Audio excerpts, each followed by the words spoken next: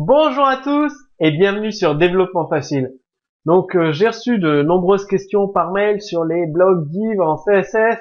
Je vous ai déjà proposé plusieurs cours, toujours très courts de 10 minutes sur les blogs div et il s'avère qu'il est nécessaire de vous offrir un cours supplémentaire donc sur le positionnement des blogs. Donc c'est la partie 2 consacré à la position des blocs avec CSS, donc vous allez tout savoir.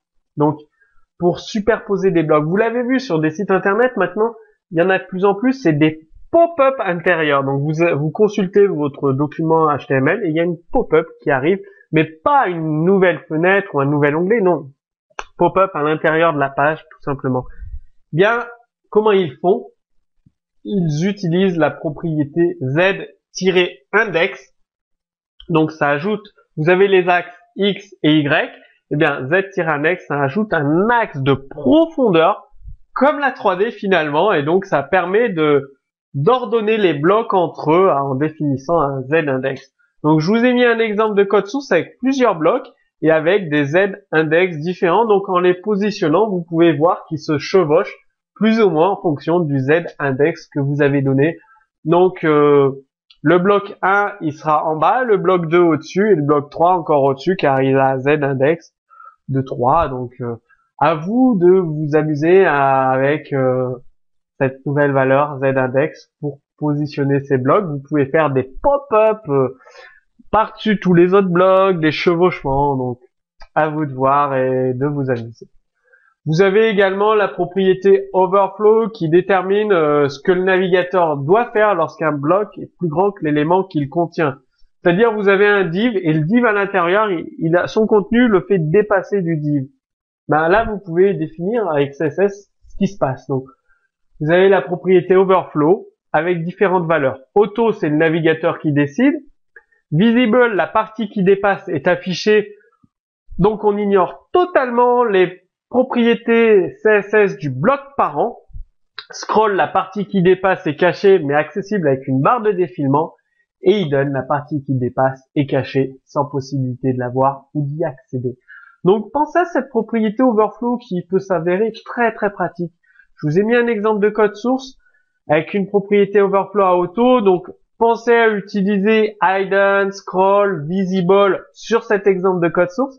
Comme ça, vous verrez les différents types d'affichage possibles en scroll, en cachant la partie, en la rendant visible, en ce que la partie dépasse du bloc. Parce que je vous ai mis une couleur de fond, donc vous verrez quand le texte dépasse du bloc. Amusez-vous avec cet exemple de code source. Il est très bien pour comprendre la propriété overflow. Vous avez également la propriété clip qui détermine la partie visible du bloc. Donc souvent une image. C'est-à-dire que l'image entière, elle est bien présente dans la page web, mais on peut choisir d'afficher seulement une partie de celle-ci. Donc vous avez une image complète, par exemple une personne, et vous pouvez souhaiter d'afficher que son visage. Donc vous définissez un clip rectangle avec des valeurs. Donc les coordonnées du rectangle sont découpées, sont données par les sommets supérieur gauche, supérieur droit, inférieur droite et inférieur gauche. Donc on fait gauche, droite, droite, gauche, tout simplement, donc des valeurs en pixels. Il est recommandé d'inclure l'élément découpé dans une balise div, ce sera beaucoup plus simple pour gérer l'affichage et le positionnement des éléments dans vos pages HTML. Faut savoir que cette propriété ne fonctionne qu'avec un positionnement absolu de l'élément. Si vous savez pas ce que ça veut dire position absolue, je vous renvoie au cours précédent, tout est expliqué en détail avec des exemples de code source.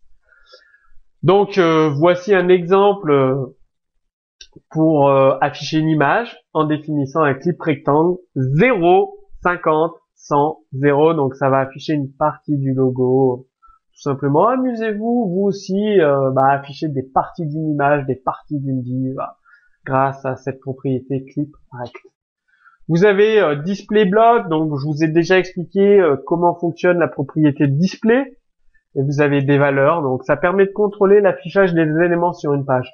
Donc block, c'est un élément bloc, div. Inline, c'est l'inverse. Et none, c'est un élément masqué de la page. Je vous ai mis un exemple de code source, comme ça va vous permettre, il y a du texte, une image, logo.png et du texte. Donc 2 paragraphes, un bloc div avec une image.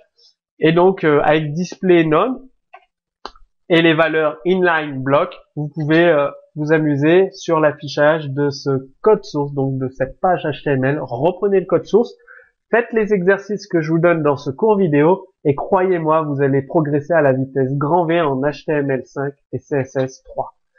Vous avez la propriété CSS Visibility qui détermine si un élément est visible ou caché. Donc ça va vous être très utile lorsque l'utilisateur clique sur un bouton de la page pour afficher ou masquer certains éléments de votre page HTML.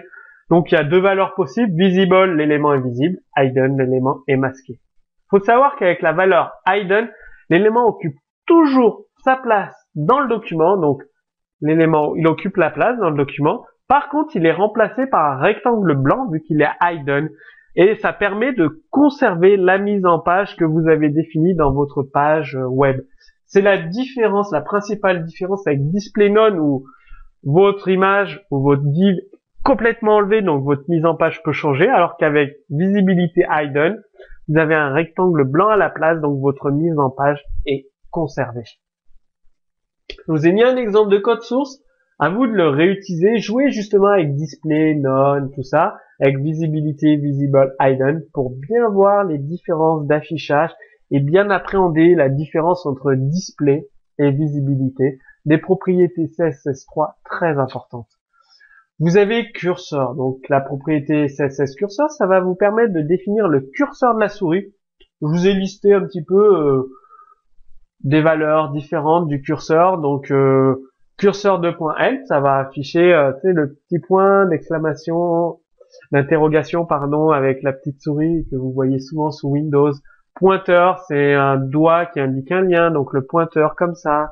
Move, ça permet d'indiquer qu'on déplace un objet, donc c'est la croix comme ça. Après, bon, je vous les ai mis sur la vidéo, vous faites pause et vous pourrez les réutiliser dans vos documents HTML, dans vos codes sources. Tout est expliqué en français parce que vous avez les curseurs de redimensionnement avec les doubles flèches. Quand vous déplacez, redimensionnez une image comme ça, ou en diagonale. Donc, vous avez tous les types de curseurs avec des orientations différentes à chaque fois. Je vous ai mis, il y en a plein. Un texte indique que le curseur, que l'on peut sélectionner le texte. Donc, c'est la barre oblique qui clignote. Wait, c'est une progression. Donc une attente avec une montre ou un sablier. Default, c'est le curseur par défaut, donc c'est la flèche. Crosshair, c'est une croix. Progress en forme de flèche avec un sablier. Donc vous avez toute la liste complète ici. Tac.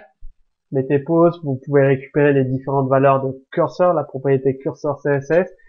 Ici, vous faites pause, vous pouvez définir les différentes valeurs de la propriété curseur. Paf. Vous pouvez même spécifier un fichier image pour votre curseur. Donc, avec la propriété URL, vous renseignez l'URL de l'image et cette image deviendra votre curseur. Donc, très très pratique. Je vous ai mis un exemple de code source. Là, ça va au-dessus. Donc, en dehors du bloc div, sur toute votre page HTML, ce sera le curseur, la flèche Windows que vous connaissez bien. Dès que vous allez passer au-dessus du bloc div avec la souris, le curseur va se transformer en help avec le point d'interrogation et la petite flèche. Donc cette propriété curseur est magique un petit peu pour mettre des mains sur certains liens, sur certaines images, mettre des interactions très spécifiques avec des éléments de votre page web. Donc, testez la propriété curseur pour mieux l'appréhender, son fonctionnement. Donc, retrouvez un exemple de code source sous cette vidéo. Donc, vous pouvez télécharger le code source, c'est fait pour. Et positionnez bien vos blocs maintenant en respectant le design défini par le graphiste dans votre agence web, ou si c'est vous qui définissez le graphisme. Maintenant, vous pouvez le respecter à la lettre. Si vous avez des questions, posez-les directement sous ce cours vidéo. Et moi, je vous dis à très bientôt sur Développement Facile.